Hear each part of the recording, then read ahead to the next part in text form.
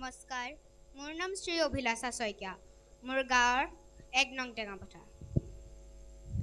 জয় গুৰু শংকৰ সৰ্বগুণা কৰ, জাকেৰি নাহি কেও পাম। তুহাৰি চৰণে ৰেণু শতকৌটি, বাৰে কৰোহ প্ৰণাম, বাৰে কৰোহ প্ৰণাম। কৃষ্ণ। পৰম শ্ৰদ্ধাভাজন মাধৱদেৱ বাৰেগয়া বিকাশ সমিতিৰ সৌজন্যত ১৪ খেলৰ আতিথ্যত আয়োজন কৰা এই মহাপুৰুষ শ্ৰী শ্ৰী মাধৱদেৱৰ ৫৩৮ সংখ্যক জন্ম জয়ন্তীৰ সভাৰ সভাপতি মহোদয়, পৰ্যবেক্ষক মহোদয় আৰু সভাত উপস্থিত ধৰ্মপ্ৰাণ ৰাইজ, জয় জয়তে সকলোৰে শ্ৰীচৰণত মই ভক্তিভৰা সেৱা নিবেদন কৰিছোঁ।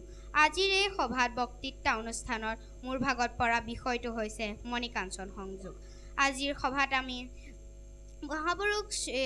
মহাপুৰুষ দুয়োজনাৰ যি ঐতিহাসিক মিলন, যাক আমি মণিকাঞ্চন সংযোগ বুলি কওঁ, তাক আমি ব্যক্ত কৰিব লৈছোঁ। ভুল হ'লে ক্ষমা কৰিব। বিভিন্ন জাতি উপজাতি ভাষা সংস্কৃতিৰে সকলোৰে পৰিপূৰ্ণ হৈ থকা ঠাইখনেই হৈছে বাৰে বৈষ্ণৱৰ জন্মভূমি বৰনাৰায়ণপুৰ। মহাপুৰুষ মাধৱদেৱৰ জন্ম হয় ১৪৮৯ চনৰ নাৰায়ণপুৰৰ লেটেকুপুখুৰীত। মহাপুৰুষৰ মিলনৰ স্থান হৈছে ঐতিহ্যমণ্ডিত ধোঁৱাহাট বেলগুৰি। মহাপুৰুষ শংকৰদেৱ আৰু তেওঁৰ প্ৰিয় শিষ্য মহাপুৰুষ মাধৱদেৱৰ যি ঐতিহাসিক আৰু আধ্যাত্মিক প্ৰথম সাক্ষাৎ হৈছিল, এয়াই হৈছে মণিকাঞ্চন সংযোগ। মহাপুৰুষ শংকৰদেৱে এক শৰণত নাম ধৰ্ম প্ৰচাৰ কৰিছিল। তেওঁ কৈছিল যে এক দেও এক সেও, একত বিনে নাই কেও, অৰ্থাৎ এজনেই আমাৰ পৰম ভগৱান হ'ল শ্ৰীকৃষ্ণ। কৃষ্ণত শৰণ ল'লে আন কোনো দেৱ দেৱীৰ পূজা অৰ্চন নকৰিলেও হয়। আৰু আনফালে মাধৱদেৱ আছিল অতি জ্ঞানী আৰু সকলো শাস্ত্ৰতে পাৰ্গত। তেওঁ শাক্ত ধৰ্মহে মানিছিল, অৰ্থাৎ দেৱ দেৱীৰ উপাসক আছিল। তেনে সময়ত এবাৰ মহাপুৰুষ মাধৱদেৱৰ মাকৰ যেতিয়া টান নৰিয়া হৈছিল, তেতিয়া মাধৱদেৱে দেৱীলৈ বুলি এযোৰা পঠা ছাগলী আগবঢ়াইছিল আৰু তেওঁৰ ভনীৰ জোঁৱাই ৰামদাসক পঠা ছাগলী এযোৰা বিচাৰি আনিবলৈ পঠালে। কিন্তু ৰামদাসে পঠা ছাগলী ননাৰ বাবে মাধৱদেৱৰ খং উঠিল আৰু তেওঁ ক'লে, ধৰ্মৰ নামত হুং কৰা, বুদ্ধিত পাগল, বিহানে টকা দিলোঁ নানিল ছাগল। তেতিয়া ৰামদাসে ক'লে, কি পঠা কৰা, যি বাধা কৰ্ম কৰে সি নৰকতেই পৰে। তেতিয়া মাধৱদেৱে আকৌ ক'লে যে মূৰ্খৰ কথা ক'ব তই, ধৰ্ম চিনাও নাজানোহো মই। তেতিয়া ৰামদাসে ক'লে, মোৰ আগতহে বৰ গুণ, শংকৰদেৱৰ গুৰি পাইলা তুমি হৱা লোটপোট।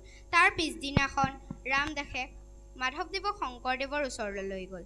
তেওঁলোক দুয়োজনাই গৈ বৰভূঞাৰ বংশৰ বুলি পৰিচয় দি সেৱা জনায় আৰু তেওঁলোকে নিজ কথা আলোচনা কৰে।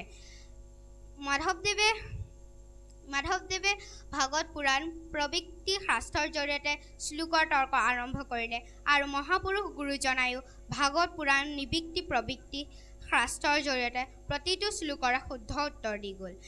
এই তৰ্ক প্ৰায় ৪.৫ ঘণ্টা ধৰি চলি থাকিল।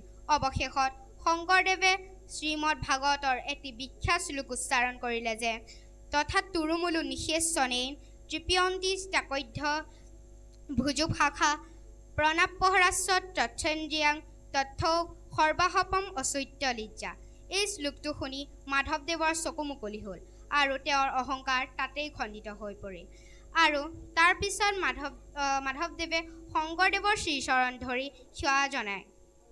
তাৰ পিছদিনাখন মাধৱদেৱে আহি শংকৰদেৱৰ ওচৰত শৰণ লয়। এই মহাপুৰুষ শংকৰদেৱ আৰু তেওঁৰ প্ৰিয় শিষ্য মহাপুৰুষ মাধৱদেৱৰ এই মিলনকে অসমীয়া সংস্কৃতিক মণিকাঞ্চন সংযোগ বুলি কোৱা হয়। হীৰা আৰু মণি যেনেকৈ সোণৰ সৈতে লগ লাগিলে তাৰ মূল্য আৰু সৌন্দৰ্য বহুগুণে বৃদ্ধি পায়, তেনেকৈ শংকৰদেৱ আৰু মাধৱদেৱৰ এই মিলন আছিল জ্ঞান আৰু ভক্তিৰ এক অপূৰ্ব সমাহাৰ। অসমৰ ইতিহাসত শংকৰদেৱৰ সৃষ্টিশীলতা আৰু মাধৱদেৱৰ কৰ্মপটুতাৰ ভক্তিমূলক প্ৰকাশৰ এই যুগলবন্দীয়ে হৈছে মণিকাঞ্চন সংযোগ।